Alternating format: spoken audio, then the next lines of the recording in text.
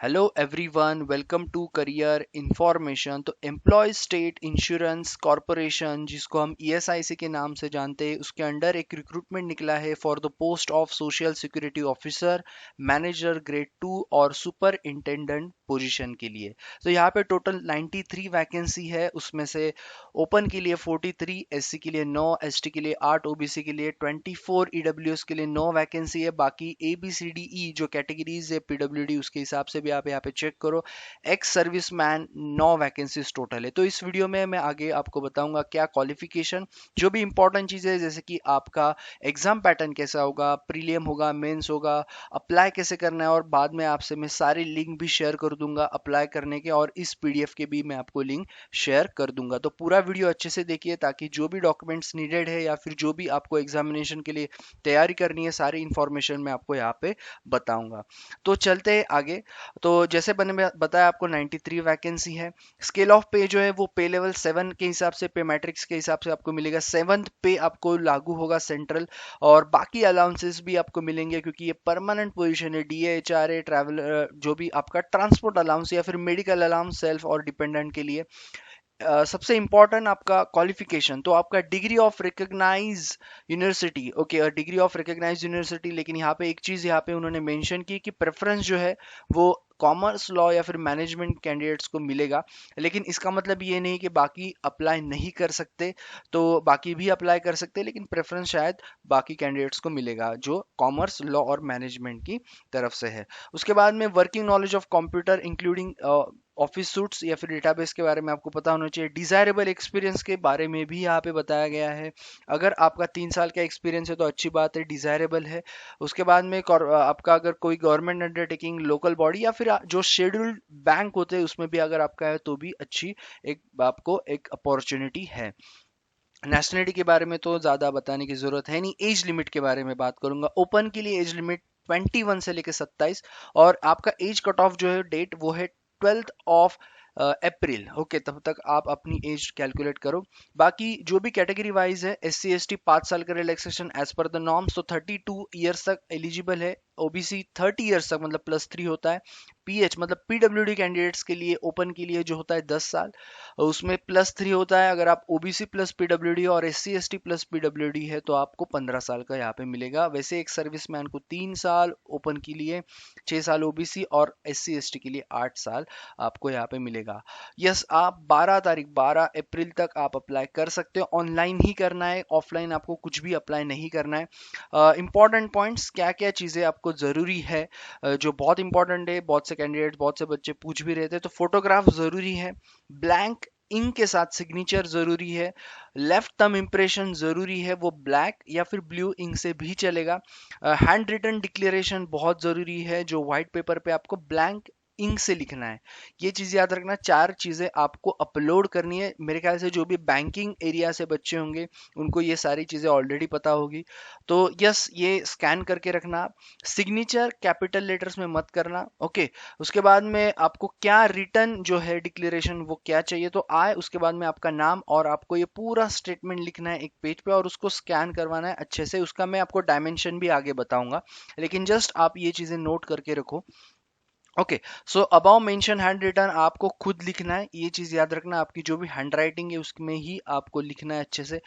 Okay, application registration की मैं बात करूंगा। तो आपको अप्लाई कहाँ से करना है मैं आपको पहले बता देता हूँ। तो यस, जैसे कि आईबीपीएस या फिर एसबीआई में हम अप्लाई करते हैं, वैसे ही इन्होंने लिंक बनाया। So click here for new registration पे आपको जाना है और आपकी आगे की क्रेडेंशियल आपको भरनी है। आप ऑलरेडी रजिस्टर करके रखे हो तो आपको सीधा यहाँ पे आपका रजिस्ट्रेशन नंबर, पासवर्ड आपको मोबाइल फोन में एसएमएस थ्रू या फिर आपको ऑलरेडी मेल पे आ चुका होगा। नए कैंडिडेट्स तो आप यहाँ पे अप्लाई कर सकते हो। 12 तारीख इसकी लास्ट डेट है, 12 अप्रैल, ध्यान रखना। ओके, तो इसका लिंक जो है मैं आपको शेयर कर दूंगा डिस्क्रिप्शन बॉक्स में, और दूसरा लिंक जो है मैं आपसे शेयर कर दूंगा वो है आपका ये पीडीएफ का लिंक। तो चलते आगे, लास्ट में आपको मैं लिंक सारे प्रोवाइड डिस्क्रिप्शन बॉक्स में कर दूंगा। तो यस, आपको करना है क्लिक हियर फॉर रजिस्ट्रेशन, जैसे मैंने आपको बताया, न्यू रजिस्ट्रेशन, और वहां से आपको प्रोसीजर शुरू करनी है। क्या क्या चीजें आपको जरूरी है मैंने ऑलरेडी बता दी है। पेमेंट ऑफ फीस 250 रुपये फीस है यहाँ पे फीमेल कैंडिडेट्स के लिए। बाद में S C S T PWD या फिर डिपार्टमेंटल कैंडिडेट्स के लिए जो है, ओके, 250। उसके बाद में ऑल अदर कैटेगरीज 500 रुपये आपको यहाँ पे फी होंगी। उसके बाद में आपको पे कैसे करना है, simply credit card, debit card जो भी होगा आपका, इंटरनेट बैंकिंग, यूपीआई, आईएमपीएस से भी आप पे यहाँ पे कर सकते हो। ओके, एक चीज याद रखना, आपको भेजना कुछ भी नहीं है ऑफलाइन में। ओके, आपको सिर्फ ऑनलाइन ही भरना है। और जब आपका फॉर्म फिलअप हो जाएगा, आप आपका जो फॉर्म है वो सेव करके रख सकते हो, या फिर आपको जो भी रिसिप्ट जनरेट होगी वो भी आप सेव करके रख सकते हो।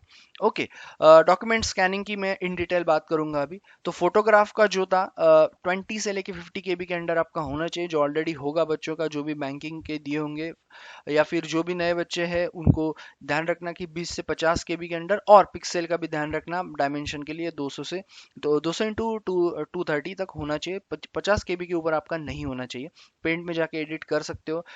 कोई प्रॉब्लम है तो आप पूछ सकते हो कमेंट बॉक्स में।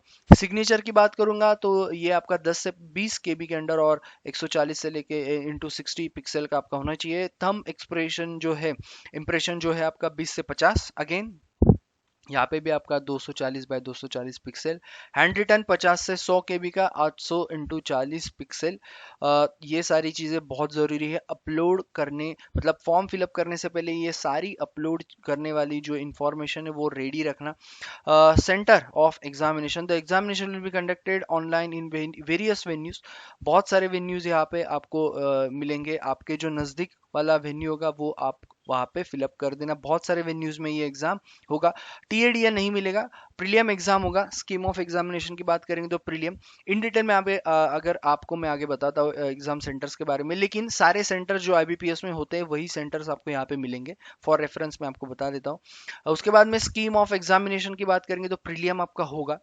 ये जो अगर आप प्रीलियम देखोगे तो सेम आईबीपीएस या फिर एसबीआई जो क्लर्क पीओ जो भी होते हैं उसका ही पैटर्न है। इंग्लिश 30 क्वेश्चन 30 मार्क्स, 20 मिनट आपको मिलेंगे। 20 मिनट आपको मिलेंगे एबिलिटीज, जो रीजनिंग एबिलिटीज है, 35 क्वेश्चन 35 मार्क्स। एप्टी के लिए भी आपको 35 क्वेश्चन 35 मार्क्स और 20 मिनट्स आपको मिलेंगे टोटल। फेज वन जैसे कि प्रीलियम आपका सिर्फ स्क्रीनिंग के लिए होता है, मतलब क्वालिफाइंग नेचर का होता है। यहाँ पे रेशो उन्होंने मेंशन कर दिया है कि 1/10 रेशो, मतलब अगर 93 वैकेंसी है तो 930 बच्चों को बुलाया जाएगा फॉर मेन एग्जामिनेशन, और उसी हिसाब से आपका कट ऑफ लगेगा। निगेटिव मार्किंग है 1/4 सेम। मेन एग्जामिनेशन की बात करूंगा, जो भी बच्चे क्वालिफाई होंगे उसके लिए रीजनिंग 40 क्वेश्चन आपको 60 मार्क्स के लिए 35 मिनट्स मिलेंगे। उसके बाद में जनरल अवेयरनेस की बात करेंगे, या फिर फाइनेंशियल इंश्योरेंस अवेयरनेस, या फिर इकोनॉमिकल अवेयरनेस की बात करेंगे तो 40 क्वेश्चन 40 मार्क्स 20 मिनट आपको मिलेंगे। इंग्लिश के लिए 30 क्वेश्चन 40 मार्क्स 30 मिनट आपको मिलेंगे। एप्टी के लिए यहाँ पे 40 क्वेश्चन होंगे 60 मार्क्स और 35 मिनट्स आपको मिलेंगे यहाँ पे टोटल। तो 2 घंटे आपका एग्जाम होगा, 150 क्वेश्चन 200 मार्क्स। एक चीज और, यस आपका जो है यहाँ पे सेक्शनल कट ऑफ भी होगा, मतलब हर सेक्शन वाइज, तो ये भी ज़रूरी है क्लियर करना। और उसके बाद आपको ओवरऑल भी क्लियर करना बहुत ज़रूरी है। उसके बाद में बात करेंगे हम फेज़ टू का। जब आप एग्ज़ाम दे दोगे तो फेज़ थ्री के लिए 1/5, मतलब लगभग आधे कैंडिडेट्स वहाँ पे डिसक्वालीफाई हो जाएंगे, उसके हिसाब से कट ऑफ लगेगा। और फेज़ थ्री आपका होगा कंप्यूटर स्किल टेस्ट और डिस्क्रिप्टिव टेस्ट, तो 3 फेज में ये होना है। कंप्यूटर स्किल टेस्ट की बात करेंगे, जो सीएसटी है, जो 30 मिनट का आपका होगा 50 मार्क्स का, जिसमें आपको 10 मार्क्स, 2 पावर पॉइंट स्लाइड्स आपको पीपीटीज प्रिपेयर करनी है। उसके बाद में MS Word with formatting typing matter जो भी होगा आपको करना है 20 marks. Preparation of table on MS Excel with use of formula, तो आपको 20 मिनट, सॉरी 20 मार्क्स इसको मिलेंगे, तो टोटल आपको 30 मिनट्स इसको लिए मिलेंगे। तो इसके भी आप प्रैक्टिस करो स्लोली, जब आपका फेज टू हो जाएगा तब भी आप कर सकते हो। डिस्क्रिप्टिव जो बी है उसका भी बहुत जरूरी है, जो है लेटर राइटिंग एंड ऐसे। इसमें आपको 2 क्वेश्चन होंगे, मैक्सिमम मार्क्स 50, 30 मिनट्स आपको ड्यूरेशन मिलेगा। ओके, तो ये जरूरी है। क्वालिफाइंग मार्क्स की बात करूंगा मैं। Qualifying marks phase one prelim के लिए, phase two main exam will be 45% for open, 40% OBC EWS के लिए होगा वही 35% एससी एसटी एक सर्विसमैन, और 30% पीडब्ल्यूडी के लिए। एक चीज याद रखना, क्वालिफाइंग मार्क्स कितने भी हो, आपका जो रेशियो है उसके हिसाब से आपका कट ऑफ लगेगा। तो मैं ज़्यादा क्वालिफाइंग मार्क्स पे यहाँ पे ज़्यादा आपको बिलीव करने के लिए नहीं बोलूँगा, क्योंकि कट ऑफ तो खैर लगना ही है, तो क्वालिफाइंग मार्क्स की ज़रूरत है नहीं। Qualifying marks in phase 3 computer skill test इसमें ज़रूरी है, या फिर computer test for PWD, okay, वो डिसाइड करेगा आपका ईएसआईसी और बाद में। ओके, सो ये था इंफॉर्मेशन। जो स्कीम ऑफ एग्जामिनेशन की बात करूंगा, candidates are advise to submit only one single online application. आप अलग से और अप्लाई मत करना, कुछ भी मिस्टेक होगी आप बता देना। उसके बाद में कॉल लेटर्स होंगे, वो मैं आपको, खैर ये चैनल आप सब्सक्राइब करो, मैं आपको बता दूंगा जब भी आएगा। Okay, yes, process of arrival of at score. So score of online examination are obtained by adopting the following procedure.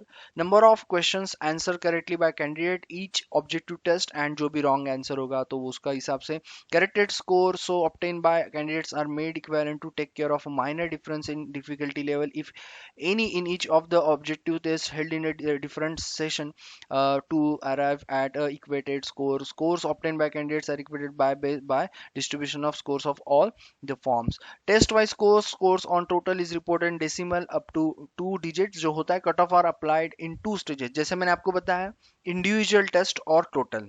Okay, तो ऑलरेडी मैंने आपको बता दिया। उसके बाद में नॉर्मल, अगर सेशंस में एग्जाम होता है तो नॉर्मलाइजेशन होगा, वही इक्वेशन और इक्विटेड स्कोर्स आपको मिलेंगे, वही यहाँ पे उन्होंने यहाँ पे इन्फॉर्म कर दिया है। ओके, और डेसिबल मतलब 2 डिजिट तक होगा, उतने आपके मार्क्स आएंगे जैसे कि बाकी बैंकिंग के भी आते थे। 12 तारीख इसकी लास्ट डेट है। ओके, उसके बाद में यस, ये बाकी चीज़ें तो खैर आपको पता ही है। सो यस, ये था पूरा इसका इंफॉर्मेशन। ओके, तो यस, जल्दी जल्दी फॉर्म फिलअप करो। 2 लिंक मैंने आपको शेयर की है डिस्क्रिप्शन बॉक्स में। पहला लिंक आपको मिलेगा वो होगा पीडीएफ का अगेन, और दूसरा लिंक आपको मिलेगा वो ऑनलाइन एप्लीकेशन का है। तो कहीं पे भी जाने की आपको ज़रूरत नहीं पड़ेगी, आपको दोनों चीज़ें यहाँ पे मिल जाएगी। बाकी अगर कोई क्वेरी है तो आप पूछ सकते हो कमेंट बॉक्स में। और जो भी एग्ज़ाम डेट से लेके सारी चीज़ें आपको यहाँ पे ये चैनल पे, एडमिट कार्ड, सारी इंफॉर्मेशन रेगुलरली आपको मिलती रहेंगी, जॉब अलर्ट्स भी। तो चैनल को शेयर करो, वीडियो को शेयर करो, कोई क्वेरी होंगी तो आप पूछ सकते हो। And thank you all the best. हर दिन जॉब अलर्ट्स मिलेंगे। सब्सक्राइब, शेयर एंड लाइक करना मत भूलना। हिट द बेल आइकन ताकि आपको तुरंत इंटीमेशन मिल जाए हर एक चीज, इंपॉर्टेंट चीज के बारे में। So thank you all the best.